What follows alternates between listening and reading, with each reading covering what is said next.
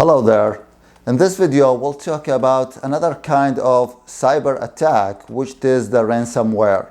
You know that ransomware is the third most common malware cyber attack and number one in the education industry. This is according to 2020 data breach investigation reports. So ransomware is a malware that attacks the victim's files, lock them, encrypt them, and then the attacker will ask you to pay money in order to get your file back. So these are your own files. And there was an incident this year in 2020 class where one of the school districts faced this kind of attack. Second delay to the start of the school year, it's because of a malware attack. The ransomware software infiltrated the district system. It's a malware that attacked their systems and they delayed their school for 12 days. The students weren't able to go back to the school because of the system was attacked. So I will share with you now some tips and strategies that will help you to be safe and protected and to mitigate the risk of ransomware. So first, keep your machine clean. Run the latest versions and keep all your softwares up to date. Number two, protect your computer with antivirus. But make sure that this antivirus is able to find and to scan your emails and to find and to protect you against malware. Number three, make sure to enable the multi-factor authentication, or at least two-factor authentication that we talked about in the previous video. That will keep you two steps ahead and will be kind of multi-layer of protection. Here is the most important thing to protect yourself. Make backups. Backup your files, your computers, and all your data. And make sure to have at least 3 copies. Keep 2 on 2 different media and 1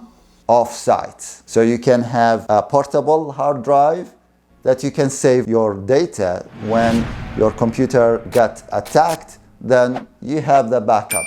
You have an external drive that is not reached and it's offline, and then you have the backup, so no need to pay, right, for getting back your files.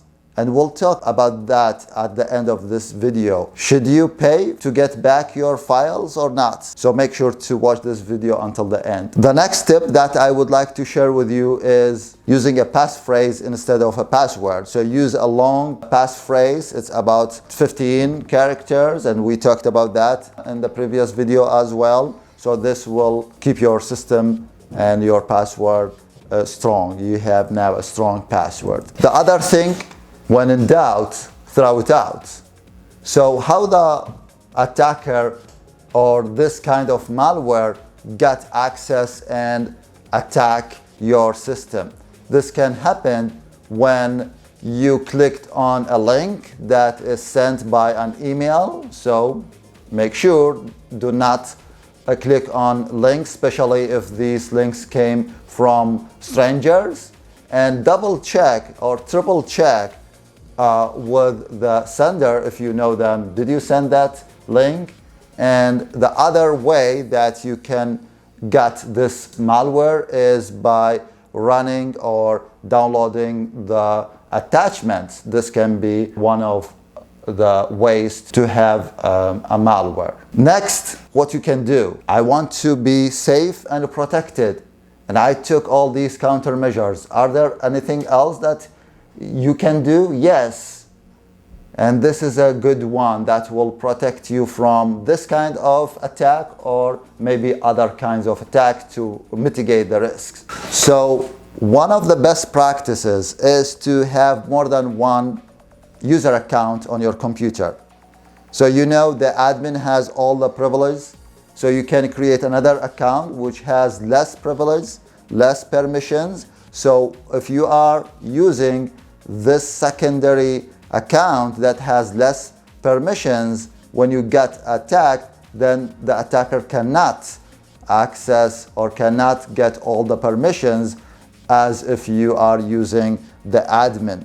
So this is another layer. So you remember we talked about layers of protections, and this will delay the attackers, and then by that time you can either recognize that there is kind of incident, or you can change your password at that time, and then you will be good to go. Now it's time to answer or discuss, should you pay? The FBI advises that you do not pay the ransom. This will encourage them, this will fund the cyber criminals, and if you have the copies that we talked about, then you have a backup and there is no need to pay. You have the plan B and you can go and restore your files, right?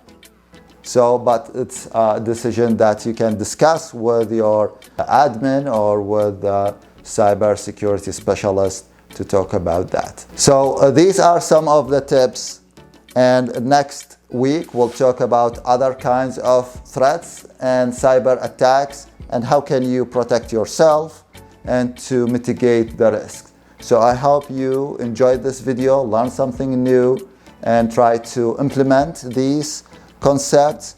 And do not forget to spread the message, do your part, be cyber smart, and happy October month. Thank you and goodbye.